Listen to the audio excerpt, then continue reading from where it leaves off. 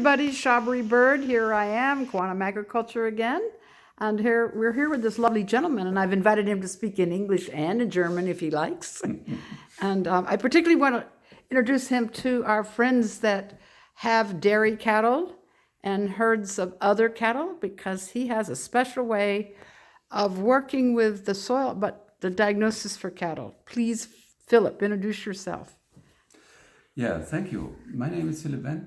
I'm from Germany and consultant for low-stress stockmanship and animal nutrition, dairy nutrition, cattle nutrition. What I do with dairy, with the farms, is called Obsalim. It's a method developed by a French vet, and he found a way to read the animal and to connect it with what they are fed. If the energy is right, if it's too much, if it's too less, if they can convert the energy they have fed. The same with protein and fibers.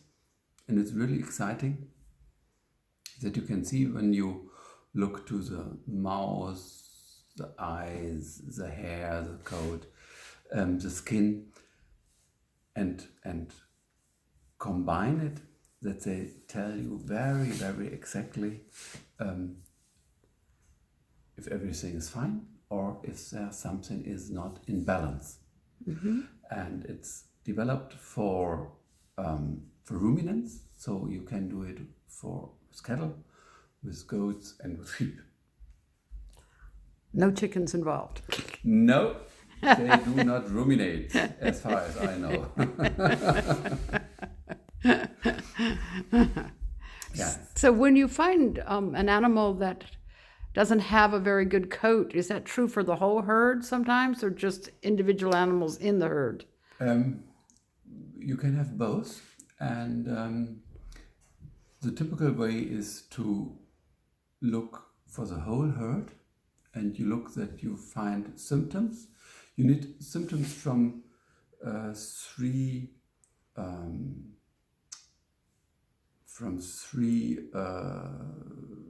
focus. For example, nose, eyes, and the hairs, or the urine, or something like that. Mm-hmm. If you have from three different parts, then you have a quite sure analysis. And it is, we work with numbers, so you calculate it, and then you find where you have food in excess or in minimum, and can adopt it. And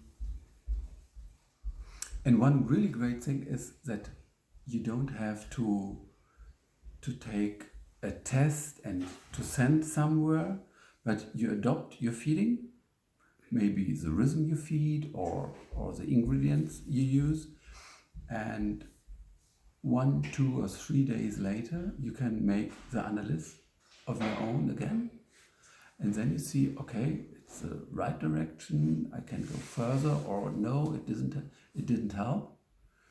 And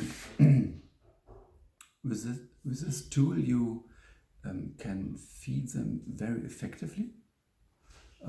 We often found that the animal eat too much, they are overconsumption, and then you have the interesting thing that you can get more with doing less. And every time we do too much, they eat too much, and they can't convert it. We are creating problems, and the main problem for example, for the dairies is rumen instability. And so if the feeding is not quite well, we are creating problems. So fixing the problem, we get a healthy cow with a good milk yield. Mm-hmm. And you judge that by the amount of cream or butterfat, or what would you? Well, in the best way, we fat less and get more milk, and even the cream or the protein content may change. Yes. Yeah. Everything in well, all what we know with cattle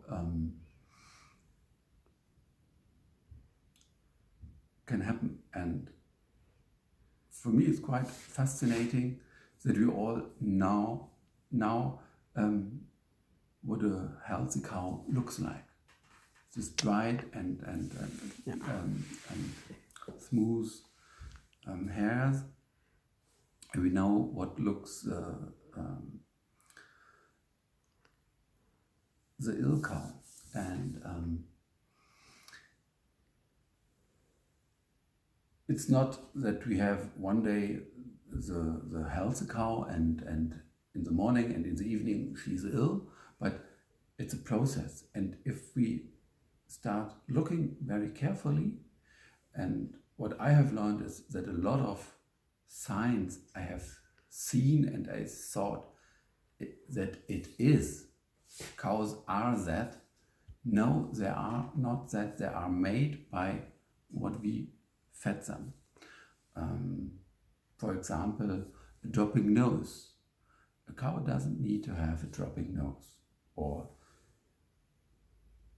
swollen eyes or something like that. It's not natural. And or for example, and that was the very first sign Bruno Gibaudeau discovered. The cows lick behind the shoulder. And that shows you that the rumen is instable. And when you mean unstable, what does that mean, unstable rumen? That means that the pH in the rumen drops down. Maybe they have eaten too much or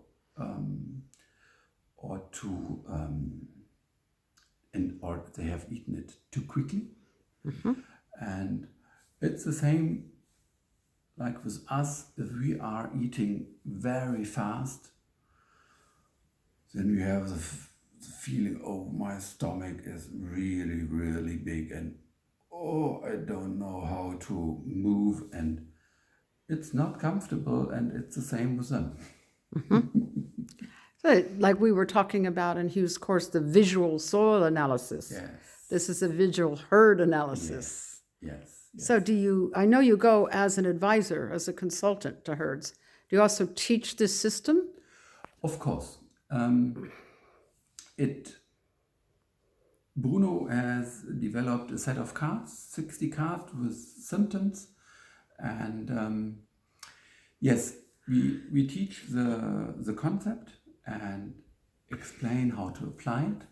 And the next very important point is to go to a herd and to make an analysis. And of course, in the beginning, it's you are in doubt. Is it a symptom? Do enough animals have it that we take it? And for that, it's good to go with a teacher, with an instructor, and to come more and more familiar. And then, of course, the farmer can do it on his own. And if he is not sure, he can call and we do it together, or he tells by phone what symptoms he has found. He makes a calculation, and then we think what we can change. And of course, it's always good to change just one thing at once. Are you talking about the actual like grain food or pasture? It doesn't mind.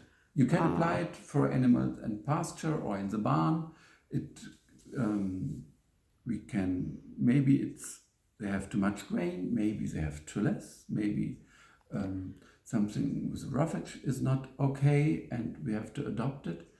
The aim is to get a well-balanced ration. And one really big advantage is we do not, well, of course you can analyze, and I do not say that calculating and all the things we do usually is bad, but the big advantage asking the cow is,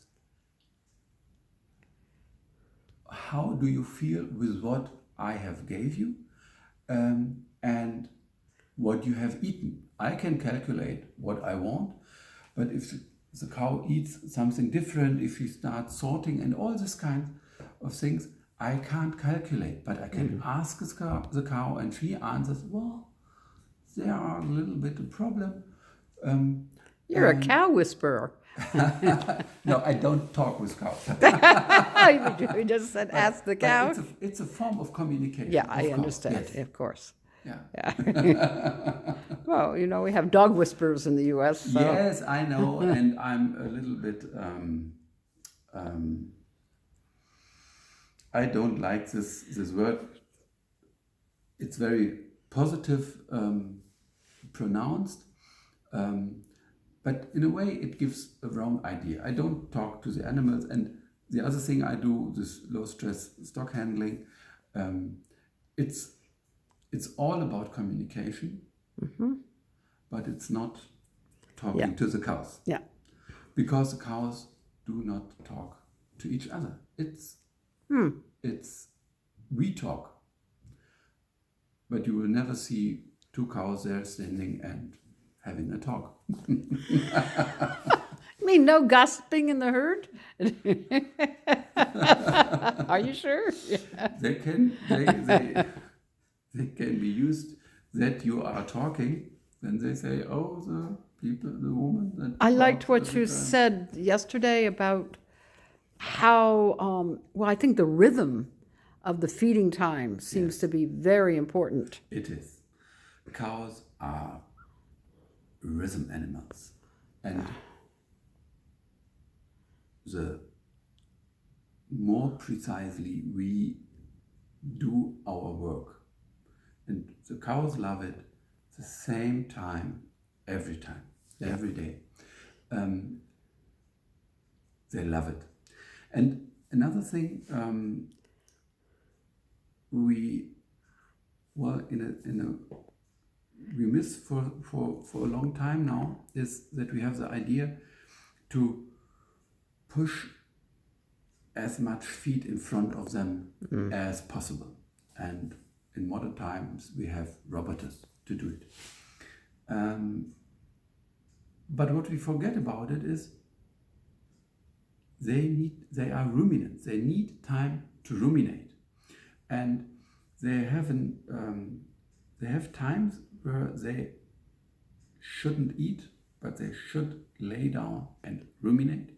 And it's roughly the time between 12 o'clock and 3 o'clock. And in a way, it's a holy time. So do not feed your cows in this time. Prevent them And from they feeding. don't then feed off the pasture then. They just rest and ruminate. Yes, they should. They should. And if they don't, it's good to find a way to rest them. Maybe that's why in Mediterranean countries, everything stops between 12 and 3. Yes. Eat, take a nap. Yes. It's a good equivalent. Yes, it is. Thank you so much for coming from Germany. I'm glad you made it. Yes. And we'll see you next time. Yes. Of course. Well, if I go much once.